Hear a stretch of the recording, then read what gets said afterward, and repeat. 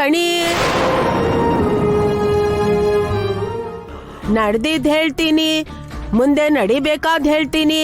ಕಣಿ ಹೇಳ್ತೀನಮ್ಮ ಕಣಿ. ಅಪಾಯ ಬೆನ್ ಹಿಂದನೇ ಬರುತ್ತೆ ಅಂತ ಹೇಳಿದ್ದೆ.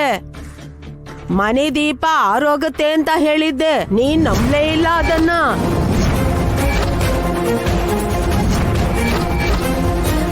ಕತ್ಲು ಆವರಿಸ್ಕೊಳ್ಳೋವರೆಗೂ ಹೇಳಿದ್ಯಾವುದು ನಂಬಲ್ಲ.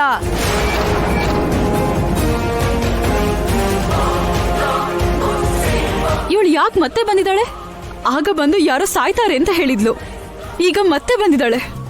ಈಗ ಅದೇನ್ ಹೇಳ್ಬಾರ್ದು ಹೇಳ್ತಾಳೋ ಏನೋ ಇವಳು. ಏನಾಯ್ತು? ಯಾರೋ ಕಣಿ ಹೇಳೋರು ಬಂದಿದ್ದಾರೆ. ಅವ್ರು ಹೇಳೋದು ಎಲ್ಲಿ ನಿಜ ಆಗೋಗುತ್ತೆ ಅಂತ ಇವರೆಲ್ಲ ಭಯ ಪಡ್ತಾ ಇದ್ದಾರೆ. ಆ ಥರ ಏನೂ ಇಲ್ಲ ಊರ್ಮಿಳ. ಅವ್ರ ಬಾಯಿಗೆ ಬಂದಿದ್ದು ಹೇಳೋ ಹೋಗ್ತಾರೆ.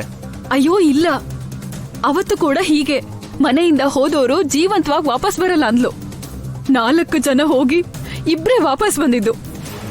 ಇವತ್ತು ಮತ್ತೆ ಇನ್ನೇನ್ ಹೇಳಕ್ ಬಂದಿದ್ದಾಳೋ ಏನೋ. ಕಣಿ ಹೇಳ್ತೀನಮ್ಮ ಕಣಿ. ಕಣಿ ಹೇಳ್ತೀನಮ್ಮ ಕಣಿ. ಕಣಿ ಹೇಳ್ತೀನಮ್ಮ ಕಣಿ. ನಡೆದಿದ್ದು ಹೇಳ್ತೀನಿ, ಮುಂದೆ ನಡೆಯೋದ್ರ ಬಗ್ಗೆನೂ ಹೇಳ್ತೀನಿ. ಆ ಮಹಾದೇವನ 3ನೇ ಕಣ್ಣು ನಿಮ್ ಕುಟುಂಬದ ಮೇಲೆ ಬಿದ್ದಿದೆ ತಾಯಿ.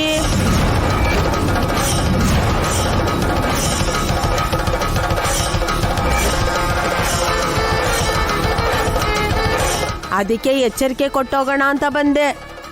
ನಾನು ಹೇಳಿದ್ ನೀವು ನಂಬಲಿಲ್ಲ ನೋಡಿ, ಇಬ್ರು ಪ್ರಾಣ ಕಳ್ಕೊಂಡ್ಬಿಟ್ರು.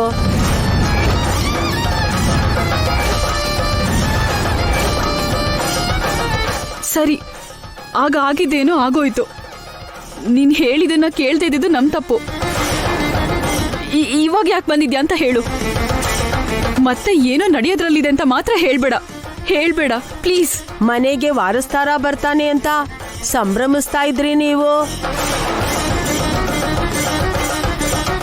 ಆದ್ರೆ ಹುಟ್ತಾ ಇರೋದು ಹಸುಗೂ ಸಲ್ಲ, ಪಾಷಾಣ ಅಂತ ಹೇಳಿದ್ರು ಕೇಳಿಸ್ಕೊಳ್ಳಿಲ್ಲ ನೀವು.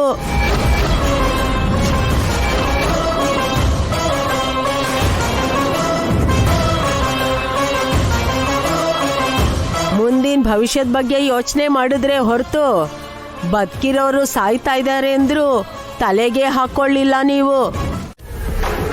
ಅದ್ ನಿಜ ಆದ್ರೆ ನಿನ್ ಮಗು ಈ ಮನೆಗ್ ಶಾಪ ಅಂತ ನೀನ್ ನಂಬ್ತ್ಯಾ?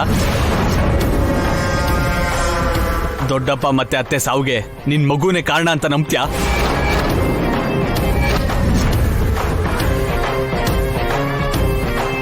ಹೇಳು ವೈದೇಹಿ, ನಂಬ್ತ್ಯಾ?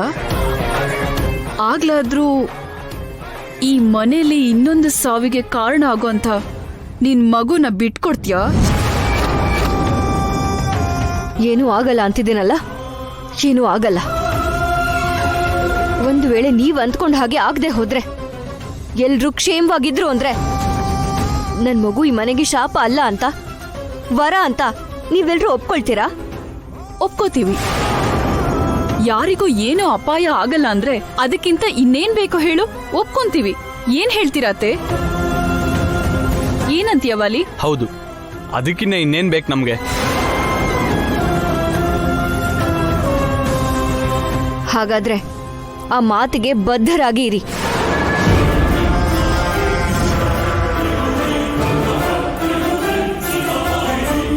ನನ್ನ ಭಾವಂಗೆ ಅಪಾಯ ಇದೆ ಅಂತ ನನಗೆ ಗೊತ್ತು.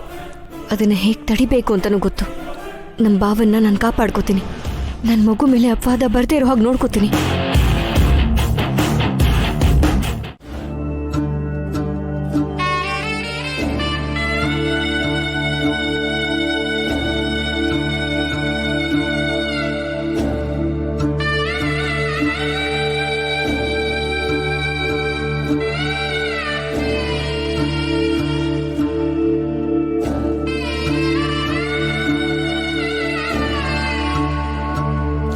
ಪುರೋಹಿತ್ರೆ, ಎಲ್ಲ ಏರ್ಪಾಟು ಮಾಡ್ಕೊಂಡಿದ್ದೀರಲ್ವಾ?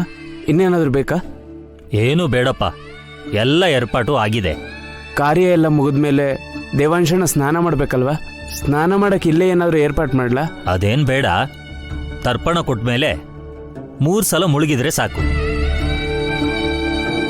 ಬೇಡ ಪುರೋಹಿತ್ರೆ, ಇದನ್ನೇ ಕಾರಣವಾಗಿಟ್ಕೊಂಡು ನನ್ನ ಮಗನ ಪ್ರಾಣನ ತೆಗಿಬೇಕು ಅಂತ ನೋಡ್ತಿದ್ದಾರೆ.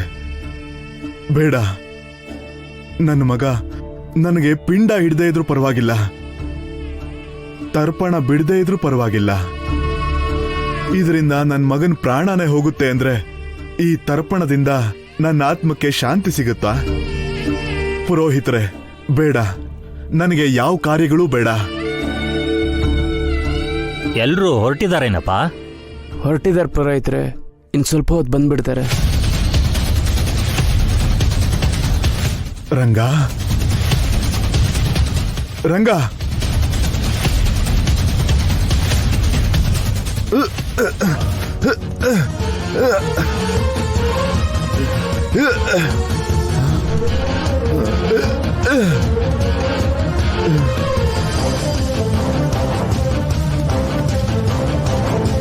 ರಂಗ, ರಂಗ, ದೇವಾನ್ಸ್ನ ಇಲ್ಲಿಗೆ ಬರ್ಬೇಡ ಅಂತ ಹೇಳೋ. ರಂಗ ನಿಲ್ಲೋ, ಅವನನ್ನ ಸಾಯಿಸ್ಬೇಕು ಅಂತ ನೋಡ್ತಾ ಇದ್ದಾರೆ, ನಿಂತ್ಕೊಳ್ಳೋ.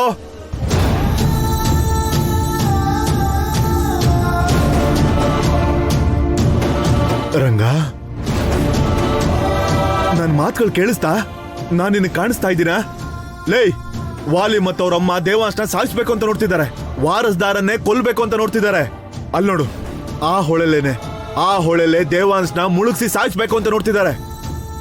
ಲೇ, ಆ ಆರೋಪನ ಹೊಟ್ಟೆಲಿರೋ ಅಂತ ಹಸಿಗೂಸಿನ ಮೇಲೆ ಹಾಕೋದಕ್ ನೋಡ್ತಾ ಇದಾರೆ ಕಣೋ.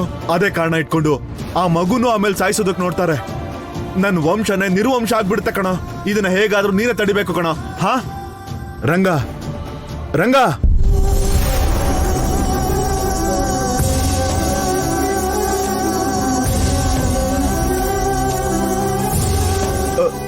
ಅಯ್ಯೋ ಪರಮಾತ್ಮ, ಇವನು ಕೇಳಿಸ್ತು ಅಂತ ಅನ್ಕೊಂಡಲ್ಲ. ರಂಗ, ರಂಗ, ರಂಗ, ರಂಗ, ನಾನು ಇಲ್ಲೇ ಇದ್ದೀನಿ ಕಣೋ.